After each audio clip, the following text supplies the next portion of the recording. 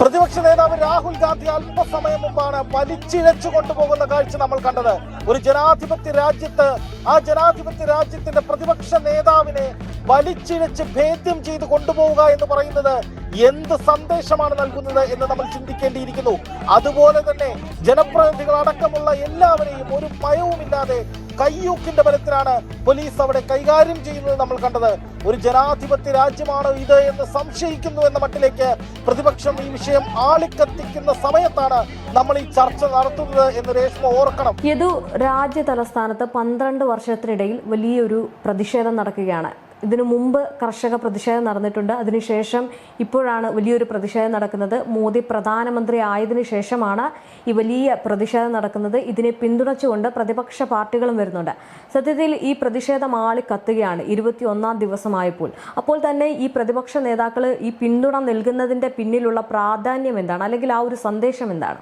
രേഷ്മ, കാര്യങ്ങൾ വ്യക്തമാണ്. പ്രതിപക്ഷം ഈ സമരത്തെ പിന്തുണച്ചില്ലെങ്കിൽ, ഈ സമരത്തെ കാണാതെ പോയില്ലെങ്കിൽ പ്രതിപക്ഷത്തെ വിലവെക്കില്ല ജനങ്ങൾ എന്നുള്ളിടത്താണ് രാഹുൽ ഗാന്ധിയും മല്ലികാർജുൻ ഖാർഗെയും പ്രിയങ്ക ഗാന്ധിയും വി ഡി സതീശനും അടങ്ങുന്ന ഒരു വലിയ നിര പ്രതിപക്ഷ നേതാക്കൾ അവിടേക്ക്, പ്രത്യേകിച്ച് കോൺഗ്രസിൻ്റെ നേതാക്കൾ അവിടേക്ക് ഓടിയെത്തിയതിൻ്റെ ഏറ്റവും പ്രധാനപ്പെട്ട കാരണമെന്നാണ് ഞാൻ മനസ്സിലാക്കുന്നത്. കാരണം CJP എന്ന് പറയുന്ന ഒരു കമ്മ്യൂണിറ്റി, കോക്രോച്ച് ജനതാ പാർട്ടി, അത് ഒരു യാദൃശ്ചികമായി പിറവിയെടുത്ത ഒരു സംഘടന എന്ന നിലയിലാണ് ഞാനതിനെ കാണുന്നത്. കാരണം സുപ്രീം കോടതി ചീഫ് ജസ്റ്റിസ് രാജ്യത്തെ വിദ്യാർത്ഥികളെ ചോദ്യം ചോദിക്കുകയും പ്രതിഷേധിക്കുകയും ഒക്കെ ചെയ്യുന്ന വിദ്യാർത്ഥികളെ പാറ്റകളോട് ഉപമിക്കുന്ന ഒരു സാഹചര്യമുണ്ടായി. അതിൽ പ്രതിഷേധിച്ച് അഭിജിത് ദീപ്കയുടെ നേതൃത്വത്തിൽ ഇൻസ്റ്റാഗ്രാമിലും എക്സ് പ്ലാറ്റ്ഫോം അടക്കമുള്ള സോഷ്യൽ മീഡിയ പ്ലാറ്റ്ഫോമുകളിലും കോക്രോച്ച് ജനതാ പാർട്ടി എന്ന രീതിയിൽ BJPക്കെതിരെ അല്ലെങ്കിൽ കേന്ദ്ര സർക്കാരിനെതിരെ നിലപാട് സ്വീകരിക്കുന്ന യുവാക്കളുടെ ഒരു കൂട്ടായ്മ എന്ന അർത്ഥത്തിലാണ് യഥാർത്ഥത്തിൽ CJP രൂപീകരിക്കപ്പെടുന്നത്. പക്ഷേ ഇത് രൂപീകരിച്ച് അധിക ദിവസം കഴിയുന്നതിന് മുമ്പ് തന്നെ ഈ രാജ്യത്ത് ഏറ്റവും വലിയ രാഷ്ട്രീയ പാർട്ടിയായി അറിയപ്പെടുന്ന BJPയുടെ ഇൻസ്റ്റാഗ്രാം അക്കൗണ്ടിൻ്റെ ഫോളോവേഴ്സിനേക്കാൾ കൂടുതൽ, അതായത് 15-16 ലക്ഷമാണ് BJPയുടെ ഫോളോവേഴ്സ് അന്നുണ്ടായിരുന്നത്. ഈ കോക്രോച്ച് ജനതാ പാർട്ടി 4-5 ദിവസം കൊണ്ട് അത്രയധികം ഫോളോവേഴ്സിനെ ഉണ്ടാക്കുകയും BJPക്കെതിരെ കേന്ദ്ര സർക്കാരിനെതിരെയൊക്കെ കോക്രോച്ച് ജനതാ പാർട്ടിയുടെ പേരിൽ വരുന്ന പോസ്റ്ററുകൾ രാജ്യവ്യാപകമായി യുവാക്കൾക്കിടയിൽ തരംഗമായി മാറുകയും ചെയ്തതോടുകൂടിയാണ് ഇത് വെറുമൊരു കൂട്ടായ്മയല്ല, അല്ലെങ്കിൽ ഏതെങ്കിലും ഒരു ചെറിയ പ്രതിഷേധത്തിൻ്റെ ഭാഗമായി ഉണ്ടായ ഒരു ചെറിയ കൂട്ടായ്മയല്ല എന്ന വിവരം ലോകത്തിന് തന്നെ മനസ്സിലായത്, അല്ലെങ്കിൽ പ്രത്യേകിച്ച് BJPക്ക് മനസ്സിലായത്. അത് കഴിഞ്ഞാണ് ഇത്തരത്തിൽ നീറ്റ് പരീക്ഷ തട്ടിപ്പ് വരുന്നത്, യുവാക്കളുടെ നിരവധി വിഷയങ്ങൾ ചർച്ചയാവുന്നത്. സ്വാഭാവികമായി കോക്രോച്ച് ജനതാ പാർട്ടിയുടെ സോഷ്യൽ മീഡിയ പേജുകളിലൂടെ ഇതെല്ലാം കാര്യമായി തന്നെ ചർച്ച ചെയ്യപ്പെട്ടു. അതിനുശേഷമാണ് നീറ്റ് പരീക്ഷ വിവാദം ഉണ്ടായതിന് പിന്നാലെ കോക്രോച്ച് ജനതാ പാർട്ടി ഡൽഹിയിലേക്ക് സമരത്തിന് വരുന്നത്. അപ്പോൾ ആദ്യം പറഞ്ഞിരുന്നത് ഇത് ദേശവിരുദ്ധ ശക്തികളാണ്, വിദേശ ഫണ്ടിങ്ങോടുകൂടി പ്രവർത്തിക്കുന്ന ആരൊക്കെയാണ് ഇതിന് പിന്നിലെന്നായിരുന്നു ആദ്യം ഉയർന്നിരുന്ന വാദം. പക്ഷേ അഭിജിത് ദീപ്കെ നേരിട്ട് വിദേശത്ത് നിന്ന് ഇന്ത്യയിലെത്തി ഡൽഹിയിൽ വന്ന് ഈ സമരം ആരംഭിച്ചതോടുകൂടി ഇതിന് പിന്നിൽ ആളുകളുണ്ട്, അവർ ഐഡൻറ്റിറ്റി വെളിപ്പെടുത്തുന്നവരാണ്, അവർക്ക് ഐഡൻറ്റിറ്റി ഉണ്ട് എന്ന കാര്യം വ്യക്തമാകുന്നത്. അപ്പോൾ ഈ സമരം ഇത്രയും ദിവസം കൃത്യമായി മുന്നോട്ട് പോകുന്നു. അതിനുശേഷം പൊടുന്നനെ ഈ സമരത്തിനൊരു വലിയ ഷിഫ്റ്റ് ഉണ്ടാവുകയാണ്, ഒരു വലിയ ട്വിസ്റ്റ് ഉണ്ടാവുകയാണ്. അതാണ് കഴിഞ്ഞ 48 മണിക്കൂർ മുമ്പ് നമ്മൾ ഡൽഹിയിൽ കണ്ടത്. അതായത് ഈ സമരത്തിന് നേരെ, സമരക്കാർക്ക് നേരെ, ജന്തർ മന്ദറിന് മുന്നിൽ സമരം നടത്തിയ ഈ കോക്രോച്ച് ജനതാ പാർട്ടിയുടെ കീഴിൽ അണിനിരുന്ന യുവാക്കൾക്ക് നേരെ വലിയ തോതിൽ ലാത്തി ചാർജ് ഉണ്ടാകുന്നു. നമ്മൾ ആ ദൃശ്യങ്ങൾ കണ്ടതാണ്.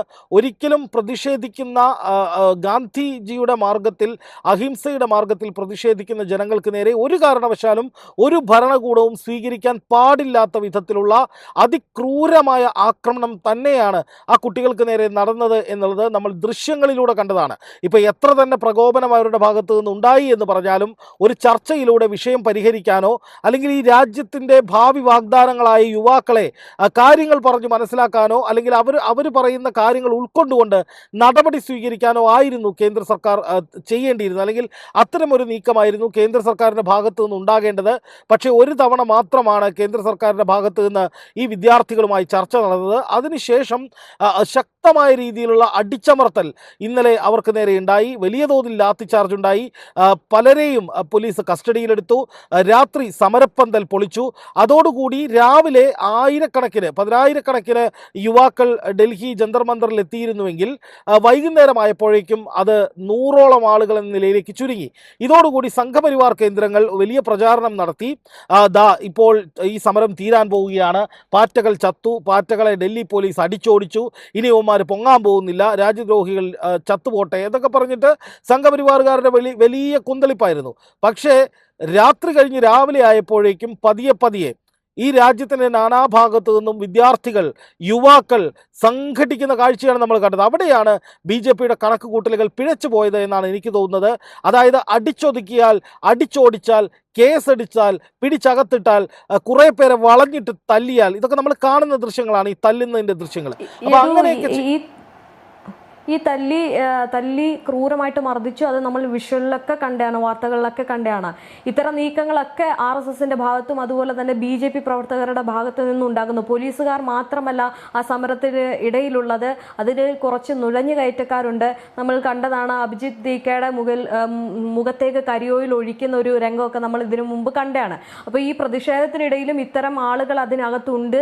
ആ ആളുകൾ അതിനകത്ത് ഉണ്ട് എന്ന് പറയുമ്പോൾ തന്നെ മറ്റൊരു കാര്യം എന്ന് പറഞ്ഞാൽ ഈ സമരത്തെ അടിച്ചമർത്താൻ, അല്ലെങ്കിൽ ഈ സമര പോരാളികളെ അടിച്ചമർത്താൻ വേണ്ടിയിട്ട് BJP ചെയ്തു കൂട്ടുന്നതെല്ലാം അമ്പേ പരാജയപ്പെടുന്ന രീതിയിലേക്ക് പോവുകയാണ്.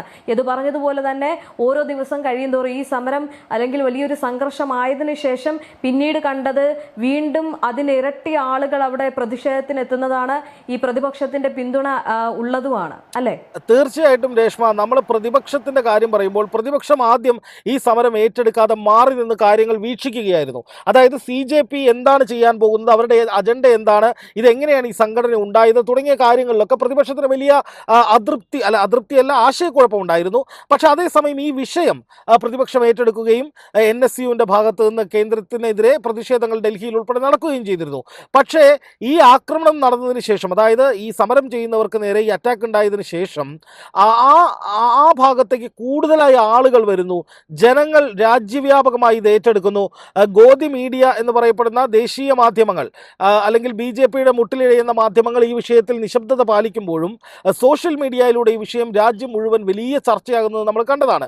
അപ്പോൾ സ്വാഭാവികമായിട്ടും അവിടേക്ക് വലിയ തോതിൽ ആൾക്കൂട്ടം ഒഴുകുന്നു. രാജ്യം മുഴുവൻ ഈ വിഷയത്തെക്കുറിച്ച് സംസാരിക്കുന്നു. ഒപ്പം പ്രതിപക്ഷത്തിൻ്റെ നിശബ്ദതയെക്കുറിച്ച്, കുറ്റകരമായ നിശബ്ദതയെക്കുറിച്ച് എല്ലാവരും ചോദ്യം ഉന്നയിക്കുന്നു. രാഹുൽ ഗാന്ധി എവിടെ പോയി ഒളിച്ചിരിക്കുകയാണ് എന്ന തരത്തിൽ യുവാക്കൾക്കിടയിൽ വലിയ പ്രതിഷേധമുണ്ടാകുന്നു. നമുക്കറിയാം, ഈ രാജ്യത്ത് BJPക്കെതിരെ ചിന്തിക്കുന്നവർ, BJPക്കെതിരെ നിലപാട് സ്വീകരിക്കുന്നവർ ഏറ്റവും അധികം പ്രതീക്ഷ അർപ്പിക്കുന്ന ഒരു നേതാവാണ് പ്രതിപക്ഷ നേതാവ് രാഹുൽ ഗാന്ധി. പക്ഷേ രാജ്യം മുഴുവൻ ചർച്ച ചെയ്യുന്ന, രാജ്യം മുഴുവൻ പ്രതിപാദിക്കുന്ന, രാജ്യം മുഴുവൻ ഉറ്റുനോക്കുന്ന ഈ സമരത്തിലേക്ക് പ്രതിപക്ഷ നേതാവ് ഇതുവരെ എത്താത്തത് എന്തുകൊണ്ട് എന്ന ചോദ്യം രാജ്യത്തെ യുവാക്കൾ ഒന്നടങ്കം ചോദിക്കുകയും അത് കുറ്റകരമായ മൗനമാണ്, കുറ്റകരമായ അനാസ്ഥയാണ് എന്ന മട്ടിൽ തന്നെ ചിത്രീകരിക്കുകയും പരാമർശിക്കപ്പെടുകയും ചെയ്ത ഘട്ടത്തിലാണ് രാഹുൽ ഗാന്ധിയും പ്രതിപക്ഷവും അവിടേക്ക് എത്താനും ഈ സമരത്തിന് ഐക്യദാർഢ്യം പ്രഖ്യാപിക്കാനും തീരുമാനിച്ചത് എന്നാണ് ഞാൻ മനസ്സിലാക്കുന്നത്. രേഷ്മ ആദ്യം പറഞ്ഞതുപോലെ ഈ സമരം എന്ന് പറയുന്നത് 12 വർഷത്തിനിടയിൽ, അതായത് പ്രധാനമന്ത്രിയായി നരേന്ദ്രമോദി അധികാരത്തിലേറിയതിനു ശേഷം ആദ്യമായാണ് പ്രധാനമന്ത്രിയുടെ വസതിക്ക് മുന്നിൽ ഇത്തരമൊരു സമരം നടക്കുന്നത്. ഡൽഹി ഈ വിധത്തിൽ കലുഷിതമാകുന്നത് ഇത് 2ാം ഘട്ടമാണ്, 2ാമത്തെ തവണയാണ്. ആദ്യം ഇത് കർഷക സമരത്തിൻ്റെ ഭാഗമായിട്ടാണ് ഡൽഹിയിൽ ഇതുപോലെ പ്രതിഷേധം കേന്ദ്ര സർക്കാരിനെതിരെ ഉണ്ടായത്. നമുക്ക് ഓർമ്മയുണ്ടാകും, കർഷക സമരം നടക്കുന്ന സമയത്ത് ഡൽഹിയുടെ അതിർത്തി ഗ്രാമങ്ങളിൽ നിന്ന് സിംഗൂരും തിക്രിയും ഒക്കെ അടങ്ങുന്ന പല ഗ്രാമങ്ങളിൽ നിന്നും ഈ പറയുന്ന കർഷകർ കൂട്ടത്തോടെ ഡൽഹിയിലേക്ക് വന്ന സമയത്ത് അന്ന് കേന്ദ്രം സ്വീകരിച്ച ആദ്യ നടപടി ഇങ്ങനെയായിരുന്നു: അതിർത്തികളിൽ കർഷകരെ തടയുക, അതിനുശേഷം അവരെ ലാത്തിചാർജ് ചെയ്ത് ഓടിക്കുക, അവർ വരുന്ന വാഹനങ്ങൾക്ക് നേരെ ജലപീരങ്കി ചീറ്റുക. അങ്ങനെ ഈ ഡൽഹിയിലേക്ക് കർഷകർ വരാത്ത രീതിയിൽ വലിയ തോതിൽ സന്നാഹങ്ങൾ ഒരുക്കി ഇറക്കിക്കൊണ്ട് ഡൽഹി പോലീസിനെയും പട്ടാളത്തെയും ഒക്കെ ഇറക്കിക്കൊണ്ട് വലിയ തോതിൽ ഭീതി ജനിപ്പിക്കുന്ന വിധത്തിൽ കർഷകരെ വിരട്ടി ഓടിക്കാൻ വേണ്ടിയിട്ടുള്ള വലിയ ശ്രമങ്ങൾ അന്നും നടന്നിരുന്നു. അന്നും ഇതുപോലെ തന്നെ കേന്ദ്ര സർക്കാർ ആദ്യഘട്ടത്തിൽ കർഷകർക്ക് അനുകൂലമായ നടപടി സ്വീകരിച്ചിരുന്നില്ല. ചർച്ചകൾക്ക് പോലും വിമുഖത കാണിച്ചിരുന്നു. ചർച്ചകൾ നടന്നാൽ തന്നെ കർഷകരെ അപമാനിക്കുന്ന വിധത്തിൽ നടപടികൾ സ്വീകരിച്ചിരുന്നു. എന്തിനു വേണ്ടിയായിരുന്നു? കർഷക ബില്ല് നടപ്പാക്കാൻ വേണ്ടിയായിരുന്നു. ഏറ്റവും ഒടുവിൽ കർഷകരുടെ നിരന്തരമായ പ്രതിഷേധത്തെ തുടർന്ന്, നിരന്തരമായ സമരങ്ങളെ തുടർന്ന്, ഉറച്ച നിലപാടുകളെ തുടർന്ന് കേന്ദ്ര സർക്കാരിന് കർഷക നിയമം കീറിയെറിയേണ്ടി വന്നു. കർഷക ബില്ല് എടുത്ത് ഉപേക്ഷിക്കേണ്ടി വന്നു. അന്നും നോക്കുക, ഇന്ന് സോഷ്യൽ മീഡിയയിൽ നുളയ്ക്കുന്ന ഈ സംഘപരിവാറിന് വേണ്ടി എന്ത് വൃത്തികേടും ചെയ്യാൻ മടിക്കാത്ത സോഷ്യൽ മീഡിയയിലെ കിങ്കരന്മാർ അന്നും കർഷകരെ രാജ്യവിരുദ്ധരെന്നും ദേശവിരുദ്ധരെന്നും വിദേശ ഫണ്ട് വാങ്ങിക്കുന്നവരും എന്നൊക്കെ പറഞ്ഞ് ഇവിടുത്തെ കുറെ യൂട്യൂബർമാരടക്കം അധിക്ഷേപിച്ചിരുന്നു. എന്നിട്ടൊടുവിൽ അവര് തീവ്രവാദികളും ദേശവിരുദ്ധരുമെന്ന് മുദ്രകുത്തിയ അതേ കർഷകർക്ക് മുന്നിൽ ക്ഷമ പറഞ്ഞുകൊണ്ടാണ് പ്രധാനമന്ത്രി നരേന്ദ്രമോദി ഏറ്റവും ഒടുവിൽ ഈ പറയുന്ന കർഷക ബില്ല് കീറിയെറിയേണ്ടി വന്നത്. അതായത് ജനങ്ങൾക്ക് അവരുടേതായ പ്രതിഷേധം രേഖപ്പെടുത്താനും അവരുടെ ആശങ്കകൾ പറയാനും അവരുടെ ആശങ്കകൾ ദൂരീകരിക്കാനുമുള്ള ഒരു കേന്ദ്രത്തിന് മുന്നിലുള്ള ഒരു വഴി അടയ്ക്കപ്പെട്ടിരിക്കുന്നു എന്ന് തോന്നിപ്പിക്കുന്ന വിധത്തിലാണ് വീണ്ടും ഈ പറയുന്ന യുവാക്കൾക്ക് നേരെ ഇത്രയും കടുത്ത നടപടികൾ ഉണ്ടാകുന്നത്. അതുപോലെ തന്നെ കേന്ദ്ര സർക്കാർ ഇതിനെതിരെ യാതൊരു നടപടിയും സ്വീകരിക്കുന്നില്ല. യദു ആദ്യം പറഞ്ഞതുപോലെ തന്നെ ഒരു ചർച്ച കഴിഞ്ഞു, പിന്നീട് ആ ചർച്ചകൾക്കോ അല്ലെങ്കിൽ അവരുമായിട്ട് എന്തെങ്കിലും സംസാരിക്കുന്ന രീതിയിലോ ഒരു നടപടിയും ഉണ്ടായിട്ടില്ല. ഇവിടെ പറയേണ്ട ഒരു കാര്യം, നമ്മൾ ഇത് അറിയാതെ പോരുത്. അതായത് അയോധ്യ ക്ഷേത്രത്തിൽ ഇത്രയും വലിയ സ്വർണ്ണക്കൊള്ള നടന്നിട്ടും ഒന്നും മിണ്ടാത്ത ഈ സംഘപരിവാറും ഈ BJP പ്രവർത്തകരും ഈ ന്യായത്തിന് വേണ്ടി അല്ലെങ്കിൽ നീതിക്ക് വേണ്ടിയിട്ട് വളരെ സമാധാനപരമായിട്ട് പാട്ടും പാടി അവർ വളരെ ഐക്യത്തോടെ യാതൊരു വിധത്തിലുള്ള പ്രകോപനങ്ങളോ അല്ലെങ്കിൽ അടിയോ പിടിയോ അങ്ങനെയുള്ള ഒരു പ്രശ്നവുമില്ലാതെ അല്ലെങ്കിൽ പോർവിളികളൊന്നും മുഴക്കാതെ അവർ വളരെ സമാധാനത്തിൽ ഈ ഒരു പ്രശ്നം അല്ലെങ്കിൽ ഈ ഒരു പ്രശ്നത്തെ മുന്നിൽ കൊണ്ടുവന്ന് തന്നെ പ്രതിഷേധം ഘടിപ്പിക്കുമ്പോൾ ഇവിടെ നടത്തുന്ന ഈ RSS അല്ലെങ്കിൽ BJP-കാരുടെ ഒരു ഇരട്ടത്താപ്പല്ലേ? കാരണം സ്വർണം കട്ടവ് അല്ലെങ്കിൽ സ്വർണം മോഷ്ടിച്ച കള്ളനെ അല്ലെങ്കിൽ ആ കള്ളന്മാർക്കെതിരെ സംസാരിക്കാതെ ഇവിടെ നീതിക്ക് വേണ്ടിയിട്ട് സമാധാനപരമായിട്ട് പ്രതിഷേധം നടത്തുന്ന ഇത്തരം വിദ്യാർത്ഥികൾക്കിടയിൽ ഇവർ കൊണ്ടുവന്ന് ഇത്തരം ക്രൂരമായിട്ടുള്ള അടികളും അല്ലെങ്കിൽ ഈ ചെളിവാരിത്തേക്കലും ഒക്കെ നടത്തുമ്പോൾ അത് BJP-യുടെയും ഈ പറയുന്ന സംഘപരിവാറിന്റെയും ഏറ്റവും വലിയ ഇരട്ടത്താപ്പല്ലേ? ഇരട്ടത്താപ്പ് എന്ന് മാത്രം പറഞ്ഞാൽ പോരാ രേഷ്മ, ഇത് ഒരു ക്രൂരതയാണ്. കാരണം അയോധ്യയിൽ നടക്കുന്ന കൊള്ള, അയോധ്യ അടക്കമുള്ള വിഷയങ്ങളിൽ BJP പാലിക്കുന്ന കുറ്റകരമായ മൗനം അല്ലെങ്കിൽ ആ വിഷയത്തിൽ BJP പാലിക്കുന്ന നിസ്സംഗത, അത് മറ്റെവിടെയെങ്കിലുമാണ് സംഭവിച്ചിരുന്നതെങ്കിൽ, മറ്റേതെങ്കിലും സ്ഥലത്തായിരുന്നുവെങ്കിൽ BJP രൂക്ഷമായ കടന്നാക്രമണങ്ങളുമായി രംഗത്ത് വന്നേനെ. ഇപ്പൊ ശബരിമലയിലെ സ്വർണ്ണക്കൊള്ള വിഷയത്തിൽ BJP കേരളത്തിൽ സ്വീകരിക്കുന്ന നിലപാടെന്താണ്? അവർ നടത്തുന്ന സമരങ്ങൾ എന്തൊക്കെയാണ്? അവരുപയോഗിക്കുന്ന ഭാഷ എന്താണ്? ഇതൊന്നും പക്ഷേ അയോധ്യ വിഷയത്തിൽ കാണുന്നില്ല. അവിടെ തന്നെ BJP-യുടെ ഇരട്ടത്താപ്പ് പൊളിയുകയാണ്. ഇവിടെ ഈ രാജ്യത്തെ വിദ്യാർത്ഥികളാണ്, ഈ രാജ്യത്ത് കഷ്ടപ്പെട്ട് പഠിച്ച് ഉറക്കമിളച്ചിരുന്ന് പഠിച്ച് ഭാവി ശോഭനമാക്കാൻ വേണ്ടി ഇല്ലാത്ത പൈസ കൊടുത്ത് ഈ പറയുന്ന നീറ്റ് പരീക്ഷയ്ക്ക് പ്രിപ്പയർ ചെയ്തിട്ടുള്ള പതിനായിരക്കണക്കിനല്ല ലക്ഷക്കണക്കിനല്ല കോടിക്കണക്കിന് വിദ്യാർത്ഥികളാണ്. അവരെ സംബന്ധിച്ച് അവരുടെ ഭാവിയാണത്. അതിനെ ചോദ്യം ചെയ്യുന്ന വിധത്തിൽ അല്ലെങ്കിൽ അതിനെ പുല്ലുവില കൽപ്പിക്കുന്ന വിധത്തിൽ ഇത്തരത്തിലൊരു വലിയ കൊള്ള നടന്നിട്ട് അല്ലെങ്കിൽ ഒരു വലിയ തട്ടിപ്പ് നടന്നിട്ട് അതിന് ഉത്തരവാദികളായ ധാർമ്മികമായ ഉത്തരവാദിത്വമുള്ള വിദ്യാഭ്യാസ മന്ത്രി ആ പദവി രാജിവെച്ചില്ലെങ്കിൽ പിന്നെ എന്ത് ധാർമ്മികതയാണ് ഈ സർക്കാരിനുള്ളത് എന്നുള്ളതാണ് കോക്രോച്ച് ജനതാ പാർട്ടി അല്ലെങ്കിൽ ഈ രാജ്യത്തെ യുവാക്കളുടെ പരിച്ഛേദമായിട്ടുള്ള ആ ഗ്രൂപ്പ് ചോദിക്കുന്നത്. ഇപ്പം ഞാൻ പറയുന്ന ഏറ്റവും പ്രധാനപ്പെട്ട ഒരു കാര്യം രേഷ്മ, ഇത് രാജ്യത്തെ യുവാക്കളുടെ ശബ്ദമാണ്. രാജ്യത്തെ ബഹുഭൂരിപക്ഷം വരുന്ന വിദ്യാർത്ഥികൾ എന്ന് വെച്ചാൽ നാളെയുടെ വാഗ്ദാനങ്ങൾ, അവരുടെ ഒരു ആവശ്യവുമായി ഈ ജനാധിപത്യ രാജ്യത്ത് അവരുടെ ഭരണഘടന വിഭാവനം ചെയ്യുന്ന അവരുടെ പ്രതിഷേധം അറിയിക്കാനുള്ള അവകാശം ഉപയോഗിച്ചുകൊണ്ട് ഒരു ജനകീയ സമരം, ഒരു പ്രതിഷേധം, അതും ജന്തർ മന്ദറിൽ നടത്തുമ്പോൾ ഇവിടെ എന്താണ് അടിച്ചമർത്തേണ്ട ആവശ്യം എന്നുള്ളതാണ് ഏറ്റവും പ്രധാനപ്പെട്ട ഒരു ചോദ്യം. എന്ന് മാത്രമല്ല, ഈ സമരത്തിൽ പങ്കെടുത്തവരാരൊക്കെയാണ്? ഈ രാജ്യത്തിൻ്റെ വിവിധ ഭാഗങ്ങളിൽ നിന്ന് ആളുകളുണ്ട്. ഇന്നിപ്പോൾ നമ്മുടെ മുഖ്യമന്ത്രി VD സതീശൻ, കർണാടക മുഖ്യമന്ത്രി DK ശിവകുമാർ, തെലങ്കാന മുഖ്യമന്ത്രിയായിട്ടുള്ള രേവന്ത് റെഡ്ഡി, രാജ്യത്തിൻ്റെ പ്രതിപക്ഷ നേതാവ് രാഹുൽ ഗാന്ധി, വയനാട് MP ആയിട്ടുള്ള പ്രിയങ്ക ഗാന്ധി, കൊടിക്കുന്നിൽ സുരേഷ് MP, അങ്ങനെ കേരളത്തിൽ നിന്ന് മന്ത്രിയായിട്ടുള്ള PC വിഷ്ണുനാഥ്, പല സംസ്ഥാനങ്ങളിൽ നിന്നുള്ള മന്ത്രിമാരെ, MP മാരെ, ജനപ്രതിനിധികൾ, ഒരു ജനാധിപത്യ സംവിധാനത്തിൽ ജനപ്രതിനിധികൾ, മുഖ്യമന്ത്രിമാർ, മന്ത്രിമാര്, MP മാര് തുടങ്ങിയ ആളുകൾക്ക് പ്രത്യേക പരിഗണന തന്നെയുണ്ട്. അവർക്ക് പ്രിവിലേജ് ഉണ്ട്. ജനങ്ങൾക്ക് വേണ്ടി, ഈ രാജ്യത്തെ യുവാക്കൾക്ക് വേണ്ടി അവരൊരു സമരത്തിൽ പങ്കെടുക്കാൻ വരുമ്പോൾ അവരെയും സാധാരണ മനുഷ്യരെ കൊണ്ടുപോകുന്നത് പോലെ, പ്രതിഷേധക്കാരെ കൊണ്ടുപോകുന്നത് പോലെ വലിച്ചിഴച്ച് കഴുത്തിന് കുത്തിപ്പിടിച്ച് പോലീസിന്റെ ഇടിവണ്ടിയിലേക്ക് തള്ളിയിട്ടിട്ട് പോലീസ് സ്റ്റേഷനിലേക്ക് കൊണ്ടുപോകുന്നത് തന്നെ ജനാധിപത്യത്തോടുള്ള വെല്ലുവിളിയാണ് എന്നുള്ളതാണ് ഈ രാജ്യത്തെ ജനങ്ങൾ മനസ്സിലാക്കുന്നത്. അത് തന്നെയാണ് അവിടെ കാണുന്നത്. കാരണം ഭരണഘടന അനുശാസിക്കുന്ന വിധത്തിൽ തങ്ങളുടെ പ്രതിഷേധം അറിയിക്കാനുള്ള ഒരു അവസരം എന്ന നിലയിലാണ് ഈ രാജ്യത്തെ യുവാക്കൾ സമാധാനപരമായി ആ സമരം നടത്തിയത്. അവർ ആയുധധാരികളോ അവരുടെ പക്കൽ ഏതെങ്കിലും തരത്തിലുള്ള ആയുധങ്ങളോ ഒന്നും തന്നെ ഇല്ല എന്നുള്ളത് ദൃശ്യങ്ങളിൽ നമ്മൾ കണ്ടിട്ടുള്ളതാണ്.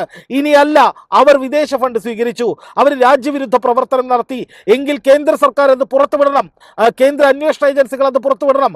ഇതുവരെയും ഇവരെ അറസ്റ്റ് ചെയ്യുന്നതുമായി ബന്ധപ്പെട്ട് എന്തിനു വേണ്ടിയാണ് ഇവർക്ക് നേരെ ലാത്തി ചാർജ് നടത്തിയത്, എന്തിനു വേണ്ടിയാണ് ഇവർ പിടിച്ചുകൊണ്ടുപോയത് എന്നത് സംബന്ധിച്ച് BJP ഔദ്യോഗികമായി ഒന്നും പറഞ്ഞിട്ടില്ല. ഈ പറയുന്ന സോഷ്യൽ മീഡിയയിലെ സംഘപരിവാർ ഞാഞ്ഞൂൽ കൂട്ടങ്ങളെ ഉപയോഗിച്ചുകൊണ്ട് തെറി വിളിപ്പിക്കുക, പിച്ചുംപേയും പറയുക, ഇല്ലാ കഥ പറയുക, വാട്സപ്പ് യൂണിവേഴ്സിറ്റിയിലെ ഖണ്ഡകാവ്യങ്ങൾ നിരനിരയായി എഴുതി വിടുക എന്നതിനപ്പുറത്തേക്ക് എന്തിനു വേണ്ടിയാണ് ഇവരെ ഈ വിധത്തിൽ കൈകാര്യം ചെയ്യുന്നത് എന്നതിനെക്കുറിച്ച് കൃത്യമായ ഒരു മറുപടി കേന്ദ്ര സർക്കാർ നൽകുന്നില്ല. എന്ന് മാത്രമല്ല, ഈ വിഷയത്തിൽ കേന്ദ്ര വിദ്യാഭ്യാസ മന്ത്രിക്ക് ഉത്തരവാദിത്വമില്ലേ? സ്വാഭാവികമായിട്ടുള്ള ഒരു ചോദ്യം മാത്രമാണത്. ഈ ഒരു വിദ്യാഭ്യാസ വകുപ്പിൻ്റെ ഭാഗത്ത് നിന്ന് ഇത്രയും വലിയ ഗുരുതരമായൊരു വീഴ്ചയുണ്ടായി. ഈ രാജ്യത്തെ കോടിക്കണക്കിന് ജനങ്ങൾ, എത്രയോ ആത്മഹത്യകൾ ഈ രാജ്യത്തുണ്ടായി, എത്രയോ വിദ്യാർത്ഥികൾ മാനസികമായി തകർന്നു തരിപ്പണമായി. അത്രയധികം ഒരു വലിയ സമൂഹത്തിനെ ബാധിക്കുന്ന ഒരു വിഷയത്തിൽ ഉത്തരവാദിയായിട്ടുള്ള, അല്ലെങ്കിൽ അതിൻ്റെ ധാർമ്മികമായ ഉത്തരവാദിത്വം, അങ്ങനെ ഞാൻ പറയൂ, ധാർമ്മികമായ ഉത്തരവാദിത്വമുള്ള വിദ്യാഭ്യാസ മന്ത്രി രാജിവെക്കണമെന്ന ആവശ്യത്തിന് എന്താണ് കുഴപ്പം? അതാണ് ചോദ്യം. അപ്പോൾ ആ ചോദ്യത്തിന് കൃത്യമായ മറുപടിയില്ലാതെ ഈ സമരം ചെയ്യുന്നവരെ മുഴുവൻ അടിച്ചൊതുക്കി, അല്ലെങ്കിൽ ഏതെങ്കിലും തരത്തിൽ ഇവരെ ഇല്ലായ്മ ചെയ്ത്, അല്ലെങ്കിൽ ഇവരെ ഭയപ്പെടുത്തി പിന്തിരിപ്പിക്കാനൊക്കെയാണ് നീക്കമെങ്കിൽ അത് നടക്കില്ല എന്ന് തെളിയിക്കുന്ന വിധത്തിലാണ് ഈ വിദ്യാർത്ഥികൾ വീണ്ടും വീണ്ടും വീണ്ടും സംഘടിച്ചു കൊണ്ടിരിക്കുന്നത്. പ്രതിപക്ഷം അത് ഏറ്റെടുക്കുക കൂടി ചെയ്യുന്നതോടെ ഈ സമരത്തിൻ്റെ ചിത്രം മാറുക തന്നെ ചെയ്യും. എന്ന് മാത്രമല്ല, ഇപ്പോൾ തന്നെ US കരാറുമായി ബന്ധപ്പെട്ട് കർഷകർ നിലവിൽ ഡൽഹിയിൽ സമരം നടത്തുന്നുണ്ട് എന്നാണ് ഞാൻ മനസ്സിലാക്കുന്നത്. സ്വാഭാവികമായിട്ടും ഈ കർഷകർ ഇത്തരം പ്രശ്നങ്ങളിൽ സജീവമായി ഇടപെടുന്നവരാണ്. അപ്പോൾ ഈ വിദ്യാർത്ഥികളുടെ സമരത്തോട് ചേർന്ന് അവരോട് ഐക്യപ്പെട്ട് കർഷകരും കൂടി രംഗത്തിറങ്ങുന്ന ഒരു സാഹചര്യം ഉണ്ടായാൽ പിന്നെ പിടിച്ചാൽ കിട്ടാത്ത രീതിയിലേക്കായിരിക്കും ഈ സമരം പോവുക. അത് കേന്ദ്ര സർക്കാരിന്, BJPക്ക് വലിയ ക്ഷീണമാകും എന്ന കാര്യത്തിൽ തർക്കമൊന്നുമില്ല. അതിലേക്ക് തന്നെയാണ് ഈ പോക്ക് എന്നാണ് മനസ്സിലാക്കുന്നത്. എന്തിനാണ് ഈ വിദ്യാർത്ഥികളെ ഇങ്ങനെ പ്രകോപിപ്പിക്കുന്നത്? എന്തിനാണ് ഈ യുവാക്കളെ ഇത്തരത്തിൽ വേദനിപ്പിക്കുന്നത്? എന്തിനാണ് നാളെയുടെ വാഗ്ദാനങ്ങൾ, ഭാവി വാഗ്ദാനങ്ങളായി ഇവരെ ഇങ്ങനെ തല്ലിച്ചതയ്ക്കുന്നത്? അതിന് മാത്രം എന്ത് തെറ്റാണ് അവർ ചെയ്തത്? ഏതെങ്കിലും തരത്തിൽ ഈ പറയുന്ന പോലെ രാജ്യസുരക്ഷയ്ക്ക് ഭീഷണിയാണ്, അങ്ങനെയാണെങ്കിൽ അത് വ്യക്തമാക്കാൻ കേന്ദ്രം തയ്യാറാകണം. അല്ലെങ്കിൽ ഇവരുമായി ചർച്ച നടത്തി ഈ പ്രശ്നം പരിഹരിക്കാൻ കേന്ദ്രം തയ്യാറാകണം. എന്തുകൊണ്ടാണ് ചർച്ച നടത്താൻ പോലും കേന്ദ്രം ഭയക്കുന്നത് എന്നുള്ളിടത്താണ് ഇതിന് പിന്നിൽ ഒരുപാട് അജണ്ടകൾ ഉണ്ട്. അല്ലെങ്കിൽ ഈ സമരത്തെ ഇങ്ങനെ കൈകാര്യം ചെയ്യുന്നതിന് പിന്നിൽ ഭയപ്പെടുത്തി നിശബ്ദരാക്കുക എന്ന അജണ്ടയുണ്ട് എന്ന സ്വാഭാവിക സംശയം ഉയരുന്നത്. എന്തായാലും പ്രതിപക്ഷം ഉറക്കം വിട്ടെണീറ്റു. രാഹുൽ ഗാന്ധി പ്രതീക്ഷ നൽകിക്കൊണ്ട് ഈ വിദ്യാർത്ഥികൾക്കൊപ്പം, അല്ലെങ്കിൽ യുവാക്കൾക്കൊപ്പം ചേർന്നു. ഇനി BJPക്ക് എളുപ്പമാകില്ല ഈ ഒരു കൊടുങ്കാറ്റിനെ പിടിച്ചു നിർത്താൻ എന്നതാണ് ഞാൻ മനസ്സിലാക്കുന്നത്. പ്രത്യേകിച്ച് പാർലമെന്റ് ചേർന്ന് 2ാം ദിവസമാണ് ഈ നീക്കമുണ്ടായിരിക്കുന്നത്. ഇന്റലിജൻസിന് പോലും ഒരു വിവരം കിട്ടാത്ത വിധത്തിലാണ് രാഹുൽ ഗാന്ധി പെട്ടെന്ന് പൊടുന്നനെ ഈ സമരത്തിൽ പങ്കെടുത്തത് എന്നാണ് മീഡിയ വൺ ഉൾപ്പെടെയുള്ള മാധ്യമങ്ങൾ റിപ്പോർട്ട് ചെയ്യുന്നത്. അപ്പോൾ അതുകൊണ്ട് തന്നെ പൊടുന്നനെ ഇത്തരമൊരു സമരത്തിൻ്റെ ഭാഗമായി രാഹുൽ ഗാന്ധി അവിടെ നിലയുറപ്പിക്കുന്നതോടെ ഈ സമരത്തിൻ്റെ രൂപവും ഭാവവും തലവും എല്ലാം മാറും എന്ന് തന്നെ വേണം രേഷ്മ നമ്മൾ പ്രതീക്ഷിക്കാൻ. BJPക്ക് എളുപ്പമായിരിക്കില്ല ഇവരെ തോൽപ്പിക്കാൻ, അല്ലെങ്കിൽ അടിച്ചമർത്തി മുന്നോട്ട് പോവുക എന്നത് BJPയെ സംബന്ധിച്ച് വലിയ ബുദ്ധിമുട്ടുള്ള കാര്യമായിരിക്കും എന്ന് തന്നെയാണ് ഞാൻ വിശ്വസിക്കുന്നത്.